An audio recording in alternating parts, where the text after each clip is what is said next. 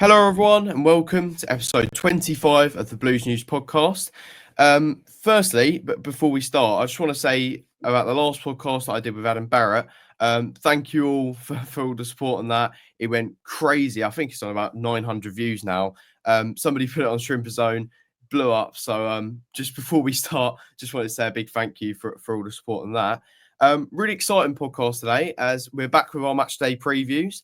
Today we're here with David from the 𝗘𝗏𝗘𝗪𝗘𝗪 podcast, a Gateshead fan ahead of Monday's bank holiday fixture. Obviously, the last game of the season, playoffs looming.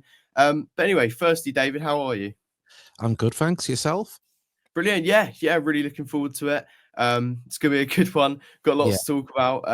And yeah, so let's get straight into it then. So if we talk about Gateshead as a club then, because I always like to, how these kind of podcasts work is I like to talk about Gateshead, maybe the history, that sort of thing. And then we talk about your season as a whole, and then we talk about the game itself, so players to look out for. But if we start by talking a bit about Gateshead as a club, their history, things like that. So for those who don't know watching, just like Southend, you yourselves have had quite a few financial difficulties, even being relegated in 2019 as a result of them. To National League North. So how has it been dealing and recovering from these? Because it seems like you've recovered a little bit since that time. Yeah. Obviously, we had an unscrupulous owner. I think you all know what that's like. And what I'm more grieved about in the whole situation was the National League, the way they conduct themselves and how they drag the feet, as you all know yourselves. Top and bottom of it, this man was a charlatan. He was washing his underpants in the office and drying them on the radiator. Some horrific stories I could tell you. But top and bottom of it, we got demoted once the club got back. The day the club got back into the fans' hands, that's when the National League took action and relegated us. Even though they knew the day he arrived that he wasn't allowed to be involved with a football club, they let it go for the full season. So that's one gripe. But the rebuild, obviously those fans and local businessmen got involved, and we started off well. First season we missed out on we got to the playoffs and got beat by Boston in the semi-finals, and it was a good season, in the National League North. Then we had the COVID seasons, and the best left forgotten. It wasn't really football, was it? And then, but on the back of that, with Gateshead still being full time, they were still able to train and still able to look at players and still work with players. And what really benefited Gateshead in that time was that Macaulay Langstaff, who had returned to the club after we got demoted, not too much fanfare, I must admit. There was a lot of eyebrows raised as to what we signed him for again. He hadn't scored many goals. He was a young lad. He didn't look impressive in his first stint. And then started to get like whispers that he was flying in training. This is after the season had been curtailed. This is in April and May. And you're like, oh, well, fair enough. It bodes well for the next season. Let's hope he can get 15, maybe 20 goals. And then that season started, and he was electric, as was the whole team. I think about a third of them are in the Football League now.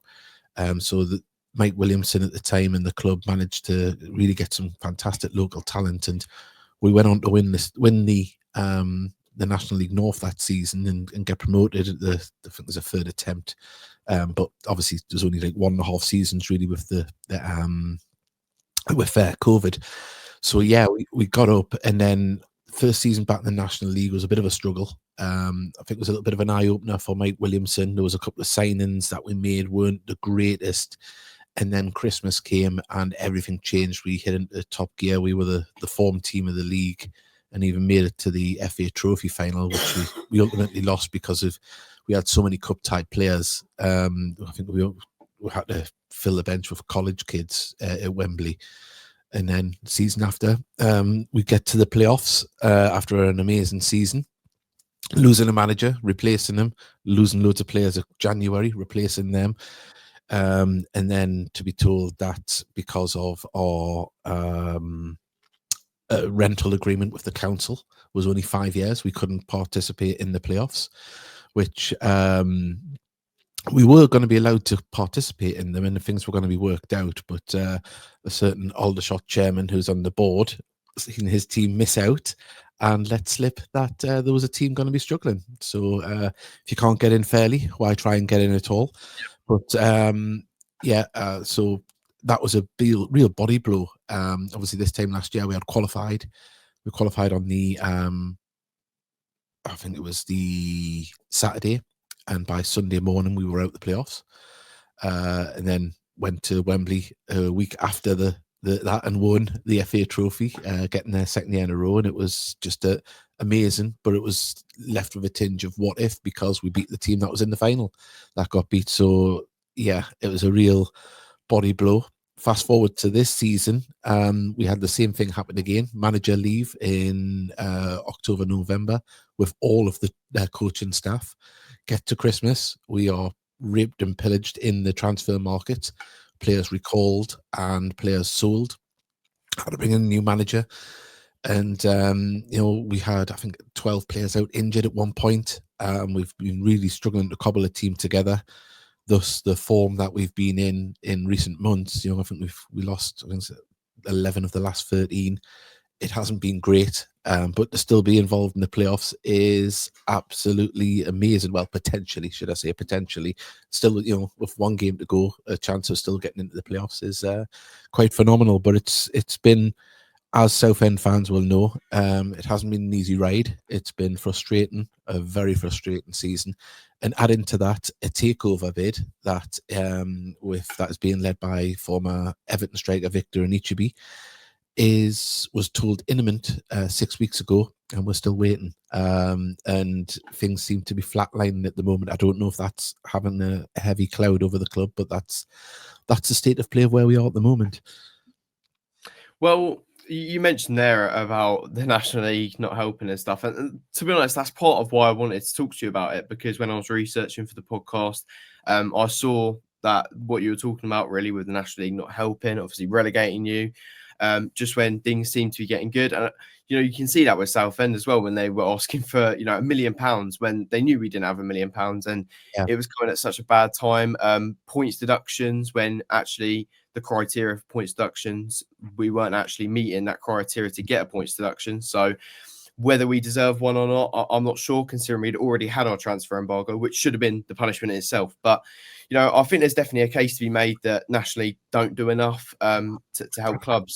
They're not consistent either. And not that I ever want to see any club demoted, but Southend got away with more than what happened to Gateshead, and still, yes, the point deductions and things, but if it had been case by case, then they would have done the same with what they did to Gateshead.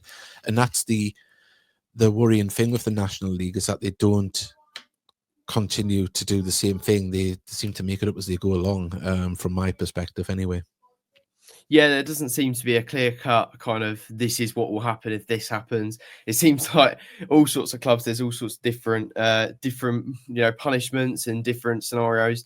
Which is part of the reason.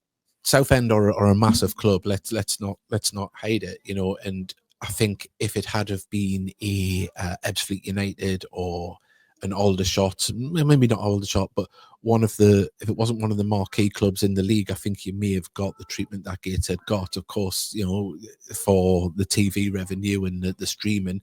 Southend, big fan base. We know you got over 9,000 at your last home game.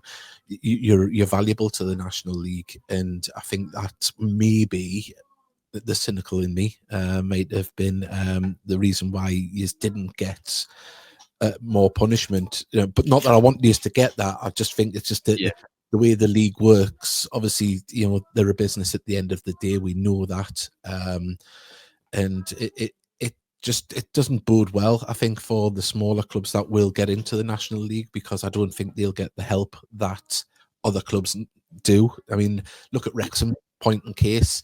They bent over backwards for this streaming service, which is great. Don't get me wrong. It's nice to be able to watch games, if you can't travel, and obviously I think everyone's worked out you can use a VPN on a match day and watch these games. But is there any financial benefit to the clubs? How much is going to each club? I mean, I heard when it first was announced. Sorry, I'm getting pulled by my dog here at the side. If anyone's wondering why I'm shaking, yeah, I heard that obviously, see if Southend play Gateshead, and it used to be when you registered of what club you supported, and the revenue went to that club. So it was a bit of a harsh one if you got a big cup, like big, say potentially like this Saturday, this Monday, we're at home, and then the majority of the streaming service goes to Southend. I don't know if that's still the case, but that's what it was.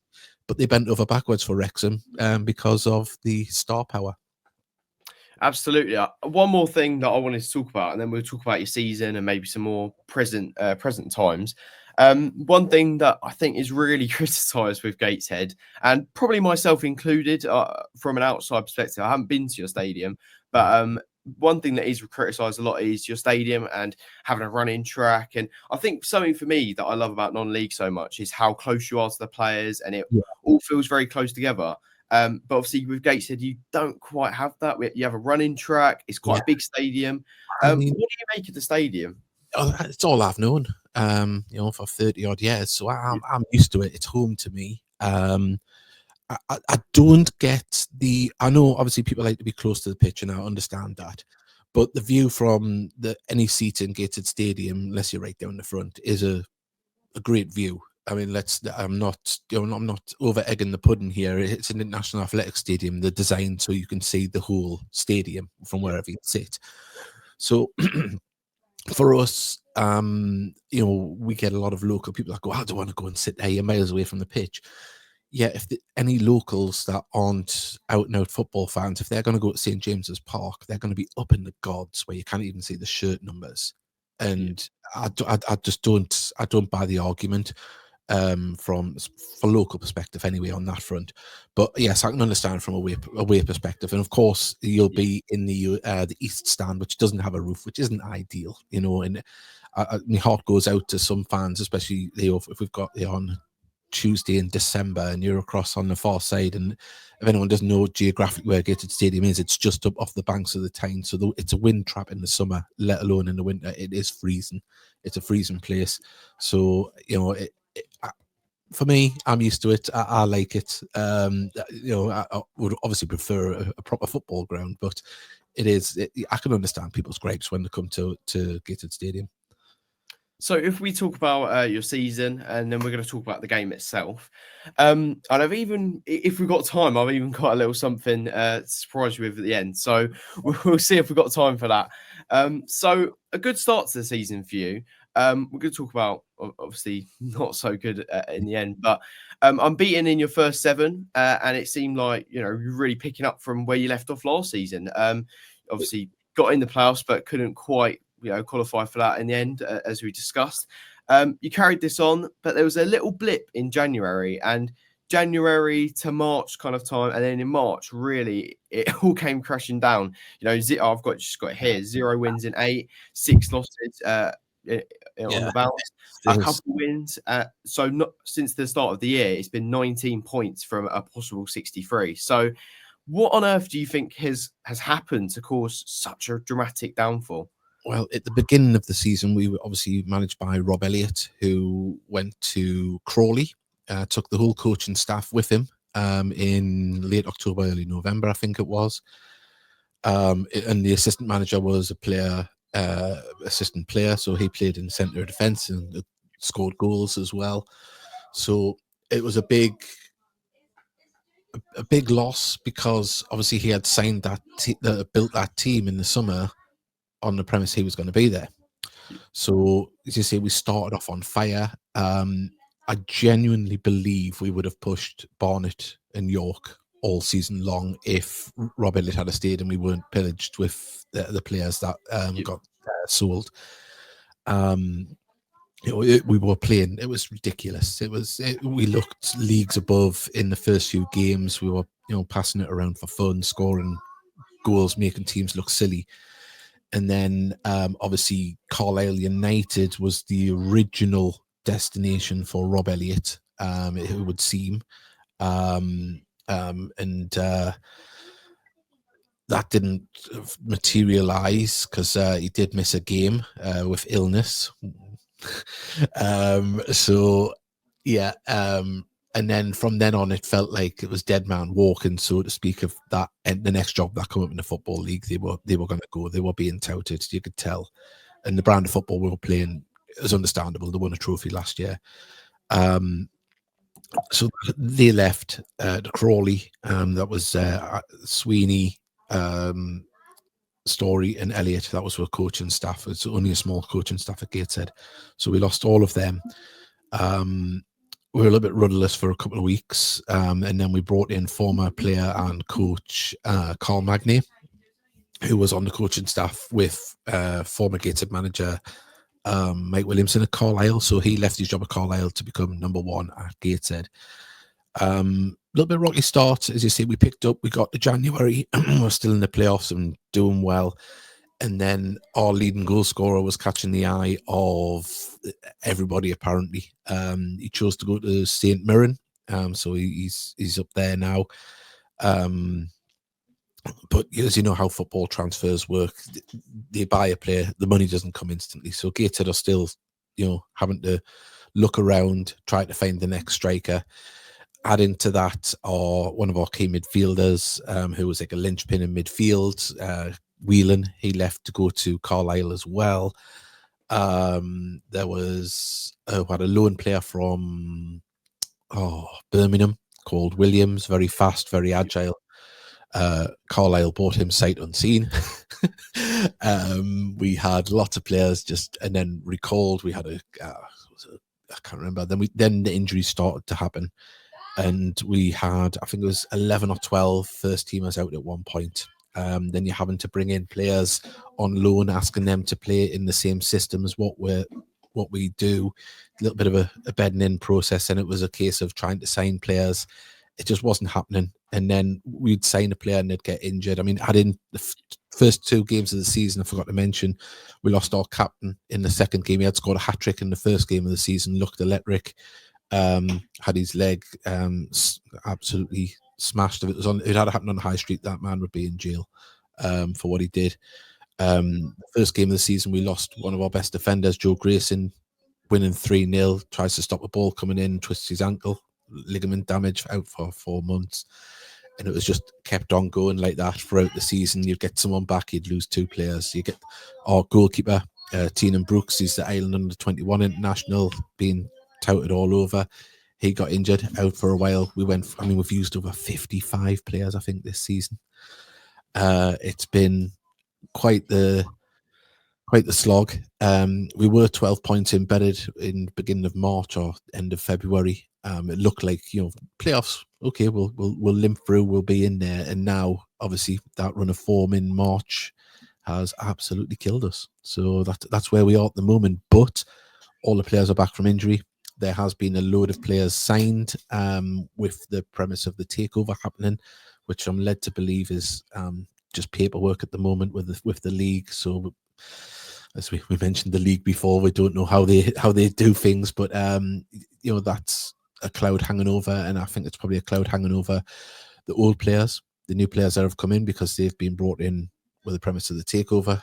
The manager hasn't been having the greatest look at the moment, so is he thinking, am I for the chop in the summer? There's a lot of elements going on, but all that happening to us this season, to still be with one win away from the playoffs, I think is quite remarkable for a club of our size. So all things considered, do you think, obviously it's been difficult at times, but do you think it's been a good season on the whole?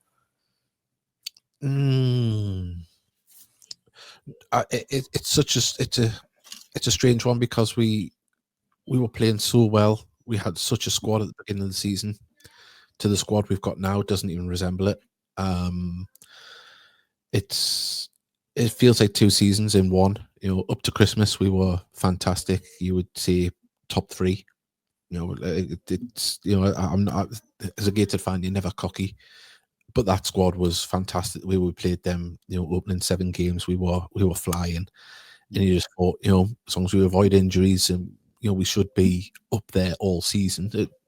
Admittedly, we were, but it could have been more comfortable. But with as I say, the impending takeover, because the current board have said that, you know, if this takeover doesn't happen, then next season will be a heavily reduced budget. We're talking, you know, possibly even part-time. You know, this takeover has to happen for Gateshead to continue and grow. So it's been like a heavy weight, and you know, the injuries in the second half of the season.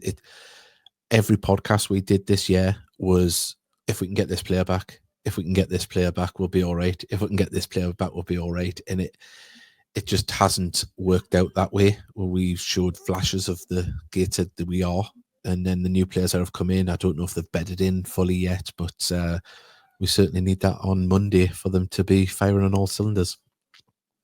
So if we talk about the game on Monday, then who are some players that we should be looking out for of Gateshead? Well, leading goal scorer is actually a right wing back in 𝗚𝗔𝗧𝗘𝗦𝗛𝗪. So, he pops up with goals in open play, scores a lot of penalties as well. So he'll be an integral part of the team. We build from the back at Gateshead. We pass about a lot at the back. So I don't know which goalkeeper will start, whether it's Shelby or Tiernan Brooks.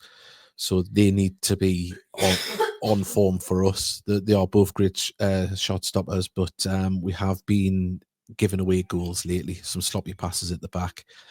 In midfield, Regan Booty. He's our, you know, he seems to pull the strings for us when we're flying. We have got a new player called 𝗘𝗥𝗘𝗩𝗜 that we signed from Solihull, I think it was, or Chesterfield. Or he was on loan at one of them. We signed him. He's been a great addition to midfield, but up top, the goals seem to come from Jovan Malcolm. So if he's on form and running at the defence, he'll cause problems. But we've signed Frank Nublet as well. He hasn't scored yet, so you know, it'd be nice for him to get off the mark. I know he's a former Colchester player. I've seen online there's a few Colchester fans are begging for Hannant, who's a former Colchester player, and Nublet to score on Monday. But I would say hopefully they're going to be the danger men. Well, Luke Hannon, you mentioned there, I've just got it here. For those who don't know at home, 26 goal involvements. So, you know, that's even more than Gus Scott Morris. So, yeah, definitely an impressive figure. With these match day previews, I always like to talk about ex-Southend players. But there's just the one for Gateshead, which is Frank Nublet, as you just mentioned. Hasn't been at the club very long, signed from Yeovil, not very liked at Southend. There's always been a bit of back and forth over the years, despite the fact he played for us, obviously, as you mentioned, for his Colchester links. How has he been getting on so far then? It's been, he's looked, you know, a target man. I think he's still trying to fit into our style of play, and I think we're still trying to work out how best to use him. He hasn't got off the mark yet, but when we have had him play up front with Malcolm, they do look a good team together. They're still trying to figure out where each other's going to be for flick-ons and things like that. But hopefully they can find some sort of rhythm soon. We'll need to really, otherwise the season's over on Monday. But yeah, it's an interesting one. Obviously, you know, he's getting on in age, but he's still a very experienced player. And I think if any decent service into the box, he's definitely going to make a goalkeeper work. So it's up to us to provide the ammunition for him to fire them shots away. Perfect. Well, so playoffs are obviously looming. We spoke about it a little bit earlier, but are you nervous for the game? Because I know myself and many Southend fans are definitely nervous. But are you nervous going into the game? A little bit. I'll be more nervous on the day because I'm the match day commentator. So I believe, are they putting it on the screen at Roots Hall? I'm pretty sure they are. I'm like 99% sure they are, but I'll make sure just before. I'll make sure that I'll give them a shout out on the commentary, because I'll do the Napoli commentary. So and also, well, apologies in advance if we score. I do get a little bit high pitched. I'm one of them. I'm a screamer. Yeah, it's I don't know. Till we're in the playoffs, I'll get nervous. At the moment, because of the run of form we've been on, I'm a long-suffering Gateshead fan. There's always a kick in the ball around the corner, and we've had several kicks this season, so I'm preparing for one more. But you know, I think it should be a fantastic day. Hopefully the weather's nice. And I mean, I think it's over 1,600 due to be bringing up. I know we've more or less sold out the 𝗘𝗏𝗏𝗧𝗘𝗏 stand, so I think there's going to be fans behind the goals, which doesn't only happens in big games. So it should have that cup feel, And I know someone pulled me up on one of the National League forums when I was advertising the commentary on YouTube. I put winner takes all, and then someone said, "Well, it's only Gateshead that have to win." But I was like, it has got that feel, hasn't it? Yeah. A draw would be great for yourselves, but for us it'll be nothing. But yeah, I think it should. I think we should have a great atmosphere. I think there'll be lots of oohs and ahs, and hopefully not too much drama, and plenty of goals. Absolutely. Well, there's one more thing that I want to do before the end of the podcast. So I've never tried this out before. It's a new little thing that I wanted to try out. If it all goes wrong, I can just edit this bit out and pretend it never happened. But we'll see. So, how good is your Southend knowledge then? Oh, I used to manage them on Football Manager when Freddie Eastwood was up front. Yeah, so a little bit of knowledge. Okay. So I wanted to try, and we can work together a little bit on this. I can probably help out more in the Southend department. I wanted to try and make a little bit of a mixed 11 of Southend and Gateshead players, a combined 11. And the rules are we can use 5 players of Gateshead, 5 players of Southend, not including the goalkeeper. So 5 outfield players of both clubs. So are you up for that? Yeah, definitely. I'll get the team up just in front of us. So yeah, I think I might do the same, to be fair. Yeah. So who are we going to go for? If we start with the goalkeeper spot, I'll be honest, I don't know too much about the Gateshead goalkeepers, but I'm happy for you to. What do you think about the goalkeeper? If this had been in May, if this had been in pre-January, I would have hands down said 𝗘𝗏𝗏𝗘𝗏𝗏, but he's been a little bit shaky the last few games. Yeah, because he was Ireland under this season. I think he's 22 now, but he was still, because obviously the start when the competition starts, if you're under 21, you still play. And George Shelvey, he was Nottingham Forest's number 2 last season, I believe. And he went over to play in Ireland and got suspended over there for 10 games and then got released, and we've fortunately got him. So for me, I don't know, have either of your goalkeepers played the full season? So not quite. So Colin has had quite a bad injury. So I don't know if you can really put him in there. He's a really good keeper in his day, really young. I suppose it kind of depends on what we go off. Maybe what do you think we should go off? Because we could go off form, pass record, or you see, Shelvey I wouldn't put in because he hasn't played enough games. He's only played about 5 games, and 𝗘𝗏𝗏𝗏𝗏 missed a good chunk of the season. So he played about a third of the season. So we've also got Nick Hayes, Southend goalkeeper, who I think has been really, really good since he's come in. Maybe made a few mess ups here and there, but really on the whole has been fantastic, I think. Maybe not so many clean sheets, but whether that's down to him or not, quite a lot of the time, I don't think it is. So, but I'm happy for you to choose this one. This is kind of our free hit because this doesn't count as the 5. I'll probably go with Brooks. Okay, Brooks. Yeah, that's fine. Cool. I've let you have the Gateshead one, so maybe I'll get a bit of leeway later on. So, if we go for a 4-4-2, standard 4-4-2 probably works the best. If you want to start with the left back spot, if you first go through the Gateshead options for left back. For us, it's either Luke Hannon, who's played a lot at left back, or Horton. So it depends where. I would definitely go with Hannon to either right or left back. So I don't know if you've got a left back that's played all season, then I would bow down to that. So where I kind of stand on this is Hannon. You said he plays on the left and right. So we've got someone else for right back who we might want to include. Yeah. So we'll put Hannon then. Yeah. I think if we put Hannon left back, and then I think you know who I'm going to put right back. But we'll get onto that in a moment. So if we go for the 2 centre backs, then I think we've agreed on the goalkeeper and the left back. I didn't really know too much about the goalkeeper, but I'll trust you on that one. If we go for the centre backs, then if you go through the Gateshead options. Well, we play 3 at the back normally. So you've got Robbie Tinkler, Joe Grayson, and Kenton Richardson, who on the day I would put up as possibly the best three. One of the you could look at getting any side, but on that front we've had injuries right across the board the whole season. But I would put Joe Grayson in. He's an absolute just a Rolls Royce of a central defender. Passes the ball lovely, strong head, just concentration. He'd be the only one I would go for. Okay, and then for the other centre back spot, I'd definitely say Harry Taylor. I think if he doesn't get at least looked at by a League Two club, I'd be absolutely amazed. It's unfortunate for him this season because Gus has just obviously had the season that he has, scoring so many goals. So it's kind of left Harry Taylor being second in the player of the season. If it weren't for that, for Gus scoring so many goals and having such a good season, Harry Taylor would be miles clear of player of the season. So I think Grayson and Harry Taylor, definitely good shouts.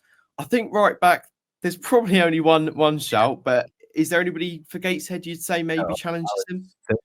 That's where we've either had a strong left back or a strong right back. We haven't had both at the same time, and it more or less it's been Hannant. So it's So it's I've got no one to rival them.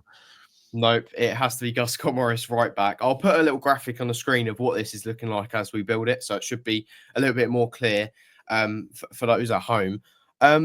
But with the left back spot, there was actually one name that I probably would maybe challenge, was Nathan Ralph, but I don't think you can really argue with putting Hannant in with the season that he's had. So if we go for the left mid spot, maybe a bit of a trickier one. Left mid, is there anybody who in that left winger kind of left mid role?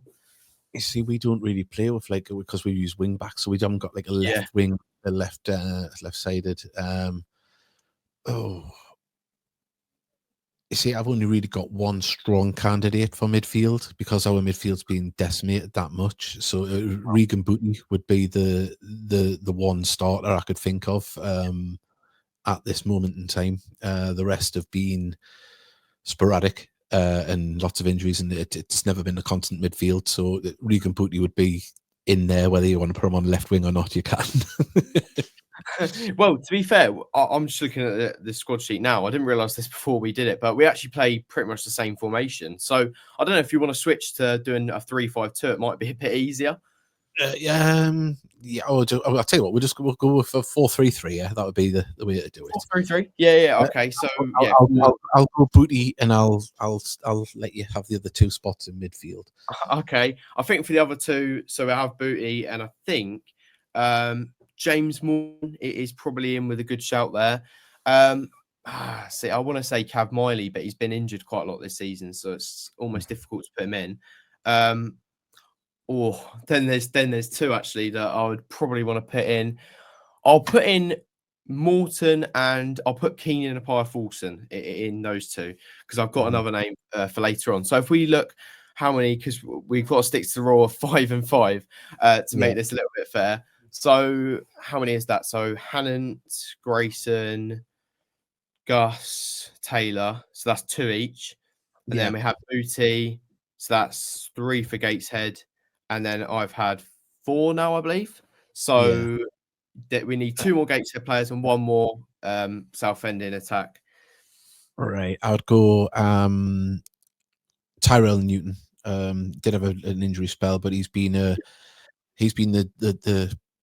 diamond in the rough. No one knew anything about him. He had just been a academy player at Luton, came in on trial. Everyone knew him as player 23, I think it was, in pre-season, because that was, obviously they don't put up the names. And he was, electric. And for a young man that hasn't played first team football, he's acquitted himself well. And I would imagine there'll be people looking at him if he can get more consistent. So I'd go Tyrell Newton. Cool. So which position is that? Just for people at home. He plays normally just behind behind the front two or behind the main striker. So he's midfield, So okay, cool. Yeah. So I think I have one more Southend player to put in. Play that kind of 4-3-3. I'll look at a right wing spot. I don't know if you've got any good candidates for right wing, but I've got one in Leon Parallon.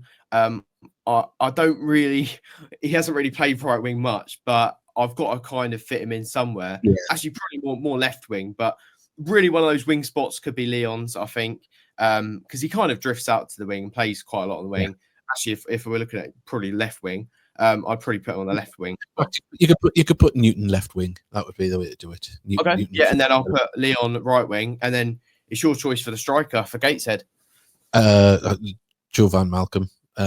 See, another player that, as I say, kind of come out of nowhere. He had been playing in the West Brom academy and under 21s, strong, agile. I believe he plays better with someone alongside him. He's strong, powerful, but he needs somebody to work off. And but yeah, I'd go for Joe Van Malcolm up top. Brilliant. Well, that wraps up that little segment. I hope everyone at home enjoyed that. It's something a little bit different. I hope you enjoyed it. We'll both get slaughtered from either side for who I'm sure.